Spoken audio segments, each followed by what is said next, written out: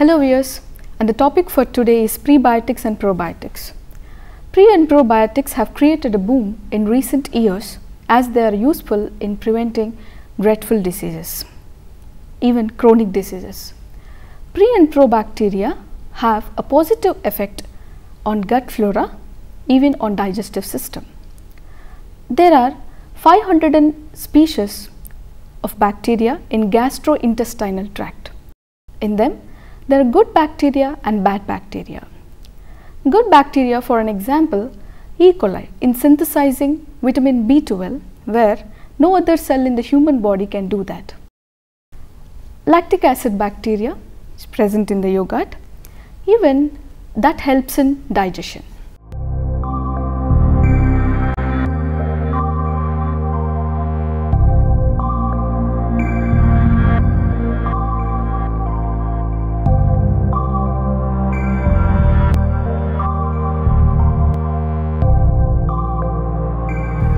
Apart from that, as there is a saying, health is wealth. In this busy world, health has become a major concern. There are n number of products available in the market.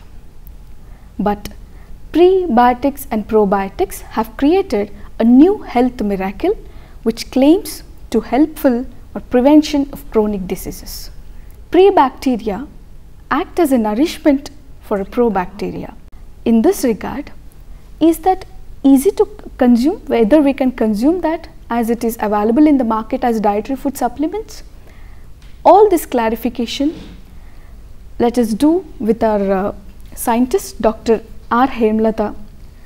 She is a scientist and head deputy director for clinical division in National Institute of Nutrition.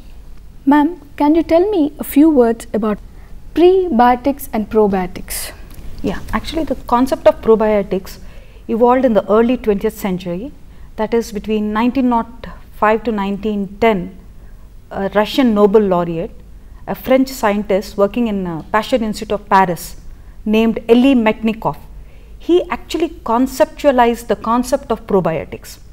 With his keen observation, he noted that people who drank milk, sour milk, carried or preserved in sheep or goat skin were healthier and lived longer. So from there this concept of probiotics actually originated, but still Elie Metchnikoff did not know what exactly related health with drinking of sour milk.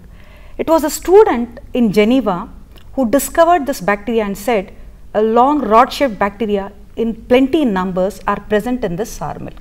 So immediately Elie Metchnikoff connected presence of bacteria in sour milk to good health, and he popularized the concept of probiotics and drinking of yogurt in almost the whole of Europe. Much before this Elie Metchnikoff concept, in 400 B.C., the Greek physician, famous Greek physician Hippocrates noted, and I quote him, "Death sits in bowl, a bad digestion is the root of all evil." So he, as early as 400 B.C., realized that all root cause of all evils begin in bad digestion and sits in the gut. So after that, WHO and FAO in 2001 gave this definition that microorganisms which when administered in adequate quantities confer beneficial effects can be classified as probiotics. Ma'am, what is prebiotics? Prebiotics are non-digestible, non-starch polysaccharides. They are not digested in our stomach and intestine, therefore they go to the large gut where they are fermented by our gut bacteria, commensal bacteria. And when they are fermented, lot of beneficial products are being released. They usually come from natural products like plenty of fruits and vegetables. Then they are also present in onion, garlic. Chicory also is a very rich source of prebiotics. Some of the commonly used prebiotics are oligofructosaccharide, oligogalactosaccharides, inulin. Mostly these are fibers actually, but they are classified as prebiotics because they promote selectively the growth of beneficial bacteria in the gut. That is the reason they are called prebiotics. Ma'am, what is the difference between prebiotics and probiotics? Yeah. Probiotics, as I already told you, are live microorganisms which when administered in adequate amount confer health benefit. They are live, they have to be viable to confer health benefits. Whereas prebiotics are not live, they come from polysaccharides and oligosaccharides. They are usually non-starch polysaccharides, they come from fiber. Because they come from fiber, they are usually associated with fresh fruits, fresh vegetables, whole grains and all. They are not live, they are compounds coming from this, but they promote the growth of probiotic bacteria. Ma'am, are probiotics naturally present in our system? Yes, yes. Probiotics are naturally present, though they are not called probiotics, they are called commensal bacteria. But before going to that, let me tell how this name probiotics evolved. In the year 1965, Lilly and Stelwell, two scientists, called bacteria that promote the growth of other beneficial bacteria as probiotics. But later, Parker was the scientist who first actually used the name probiotics in the sense that it is being used today. That is, bacteria that regulates gastrointestinal flora can be called as probiotics. Now, as you asked whether probiotics are present naturally, yes, they are present. They are actually called commensal bacteria. And if you ask me the right proportions, about 60% of it comes from Firmicutes and slightly lesser proportion of Bacteroides, and lesser than that Actinobacteria, and much lesser will be coming from Enterobacteriaceae group. Now, maintaining this proportion is very, very important, very critical, because when disturbances occur in the proportion of these beneficial bacteria, then diseases can occur. We have about 10 trillion bacteria in our gut, in our gastrointestinal tract. That is more than number of persons living on this planet at any given time. 10 trillion bacteria, each one of us have. And it is 10 times more than the number of cells in our body. So, we have more bacteria than the number of living cells in our body. And the metabolic functions of flora is more than that of our livers. Ma'am, as you said, 10 trillion bacteria in our system. Where do they come from? Is that it is within our system? What exactly is that? Yeah, actually, in a newborn, when the baby is born, the baby's gastrointestinal tract is sterile. There are no bacteria. But within few days, number of bacteria start colonizing the intestine. However, this again depends on how the baby is born. A vaginally born baby has a different kind of profile compared to a baby taken by cesarean section. Similarly, a full-term healthy normal infant will have a different kind of profile compared to a very low birth weight baby. Now, why so many bacteria do we have in the system? Are there any functions? Yes, there are. They have very important metabolic functions, trophic functions, and they enhance the intestinal tract immune function. They have constant crosstalk with our intestinal mucosal immunity, and the whole immunity in our system develops because of the bacteria present in them. As far as this metabolic functions are concerned, they release a lot of short chain fatty acids which nourish the epithelial cells of the intestine. Therefore, epithelial cells of the intestine are healthy and there is better digestion, that is, they aid in digestion, and because of constant interaction with the immunity, they also regulate immune responses and inflammation. And in fact, as you said in the beginning, they also aid in the synthesis of vitamins and also mineral absorption. Nowadays, studies have shown that they aid even in the absorption of minerals like calcium, magnesium, iron, etc. Currently, the probiotics that are commonly used come from genera Lactobacilli. Quite a few species and strains have been characterized as probiotics. And next one is Bifidobacteria, of course. Again, quite a few strains are there. Then also Streptococcus, and some yeasts are also known, Aspergillus and other yeast also is there. And these probiotics have to have certain properties again. Only then they can be classified. Okay, under that. Yeah, under that. Ma'am, tell us about probiotics properties and importance. Yeah. Probiotic properties, there are certain criteria based on which a bacteria can be defined as probiotics. They should be not toxic, non-allergenic, non-pathogenic. They should be acid and bile tolerant. That is, when we ingest the bacteria, they should not be killed with the acidic pH in the stomach and also by bile juice. Therefore, they have to be tolerant, and once they reach the intestine, they should be able to adhere, proliferate and colonize in the intestine. And also they should have some beneficial effects, like say for instance prevention of infection, reduction of inflammation, etc. And functions, ma'am? Yeah, functions you can see here. There you can see how probiotics, they regulate mucosal barrier, they synthesize vitamins, then metabolism of bile acids are there. They produce a lot of short chain fatty acids which aid in epithelial cell nourishment. They maintain the pH, right pH in the intestine. They also regulate inflammation and immunity. Probiotics do have a lot of functions, and now it's discovered that probiotics functions or commensal bacteria, beneficial bacteria functions are not limited just to the gastrointestinal tract. Though they are residing in the gastrointestinal tract, their functions reach far and wide. Like say for instance, they not only aid in the synthesis of vitamins and mineral absorptions, but also because they regulate the mucosal barrier function, they limit the transfer of lipopolysaccharides from bad bacteria cell wall into the system. They prevent that by aiding in strong intestinal membrane, and by regulating immunity, they enhance immune response to certain microorganisms, and they regulate inflammation, control inflammation, because inflammation, as I already told you, is the root cause of many chronic diseases like type 2 diabetes and cardiovascular diseases, insulin resistance, etc. They also regulate the pH, which is very, very important for keeping the bad bacteria at a control level. Then they produce a lot of short chain fatty acids which aid and nourish the intestinal epithelial cells, and they metabolize bile acids. I will give you one example here, germ-free animals which have been raised by scientists to see the effect of bacteria on normal growth and sustenance. So these animals are called germ-free because they were raised in totally sterile environment. That means not even a single bacteria these animals have come in contact with. So they are called germ-free animal, means bacteria-free animals. Now what happened? Their growth was very poor, their immunity never developed, they had a very short survival, and their intestinal growth was totally atrophied. They hardly could live long. So that is the state. Even for a normal growth and sustenance, this bacteria, commensal bacteria, are very, very critical. Ma'am, whether probiotics control infections? Yeah, they do control and prevent infections, as I already told you, very well worked out.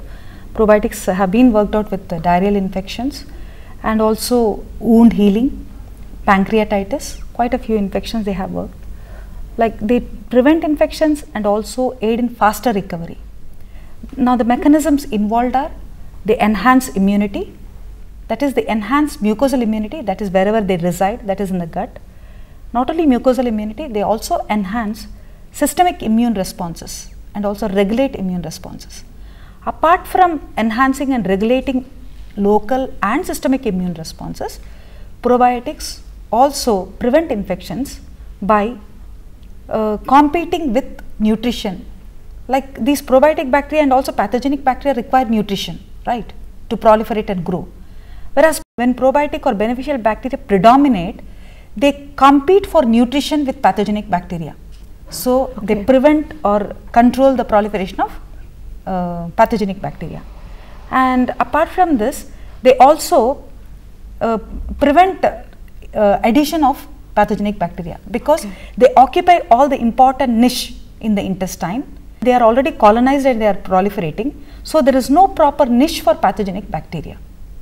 And these are the three mechanisms by which probiotic bacteria can prevent and also control infections.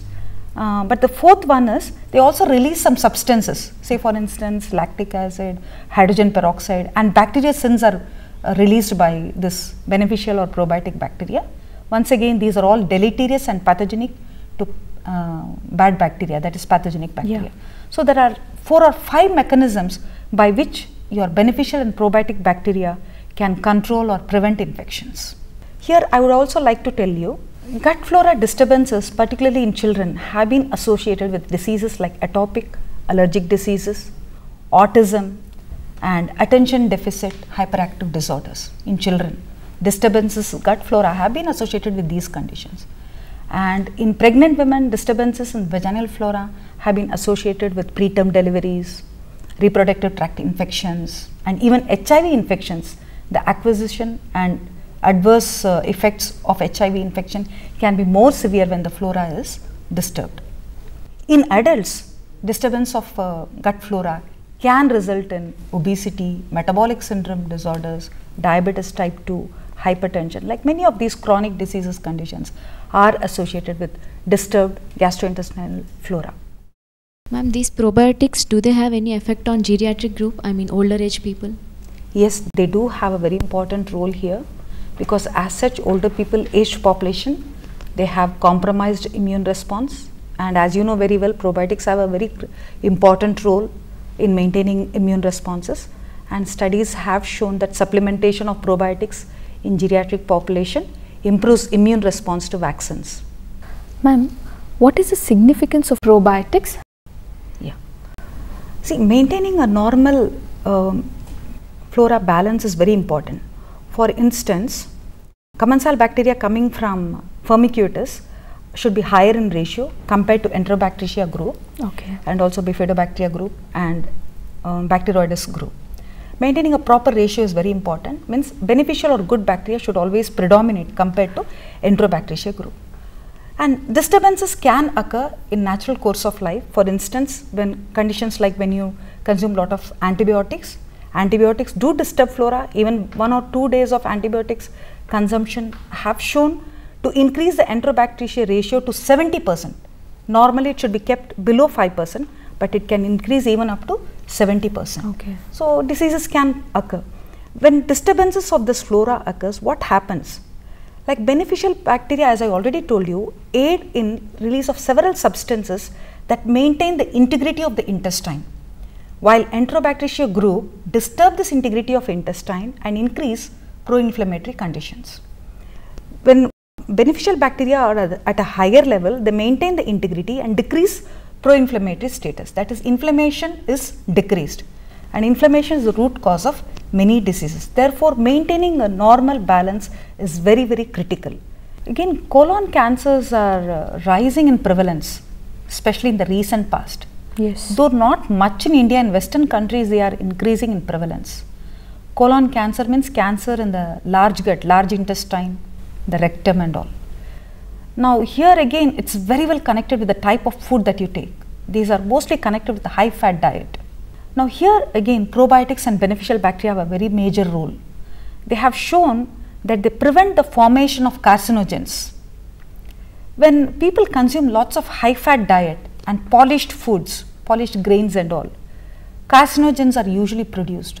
Now these carcinogens are kept under control, or they don't increase. The carcinogens do not increase when beneficial or probiotic bacteria are consumed. There are animal studies showing that even though high fat diet is given, along with high fat diet, if you consume probiotic bacteria, particularly with Bifidobacteria, they have shown, if Bifidobacteria is given along with high fat diet, the adverse effects that are associated with high fat diet are mitigated when probiotic is given along with it. This is a very, very important point, because all of us know how high fat diet has lot of adverse effects on host. Now most of these adverse effects can be prevented if only we can consume probiotic bacteria along with high fat diet, because animal studies have shown. Probiotics, when consumed in milk, that is in the form of curd or yogurt, it is also known to improve bone health. They improve calcium absorption, they improve bone density. Therefore, I am sure this probiotic bacteria or in the form of curd or yogurt will definitely help geriatric population, because they not only enhance immunity but also improve bone health. And it is also well known that this probiotic bacteria are anti-inflammatory, antioxidative and anti-aging. They have these properties because they bring about this proteolytic fermentation. So in geriatric population, when she asked me about how they help in geriatric population, apart from improving immunity, they improve bone health and also aid in when they confer this anti-aging properties, anti-inflammatory and antioxidative. Now, consumption of probiotics and also studies with consumption of yogurt have shown that it reduces the incidence of or alleviates the complication of diabetes and reduces the incidence of insulin resistance. Insulin resistance in the sense, people who regularly consume yogurt or trials which have shown where probiotics have been given, they have lesser blood glucose levels and also lesser blood insulin levels.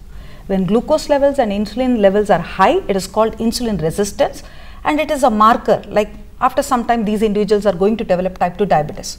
So, when probiotics or regular consumption of yogurt have shown that it can keep the blood levels and insulin levels at a lower level, that means insulin resistance is decreased, that is insulin sensitivity is improved. Now, you may think how probiotic bacteria or bacteria in yogurt can bring about decrease or improvement in insulin sensitivity. Now, basically this probiotic bacteria, as I already told you, control inflammation. Like inflammation means this is a part of immune response and it is naturally present in every individual. It is a process of controlling infection. However, if inflammation goes over and above, it can cause adverse effects, particularly when it is chronic in nature. And this inflammation usually originates in the intestine. Therefore, it is closely connected with good and bad bacteria. Yes. You can understand that. Now, how does this inflammation occur and what are its consequences? Say for instance, as I already told you, if good bacteria, beneficial bacteria predominate in your gastrointestinal tract, then intestinal integrity is maintained. But when you consume lots of high fat diet, high calorie diet, even high carbohydrate diet, our own studies have shown that intestinal integrity is lost. Integrity means intestinal membrane integrity is lost and beneficial bacteria reduce in number and this bad bacteria or bacteria belonging to the Enterobacteriaceae group increase. So, bacteria belonging to the Enterobacteriaceae group have gram-negative cell wall. This gram-negative cell wall generally have a component called lipopolysaccharide. So, naturally when gram-negative bacteria, that is Enterobacteriaceae group, increase in number, this lipopolysaccharide component of gram-negative bacteria cell wall are released in large quantities in the intestine.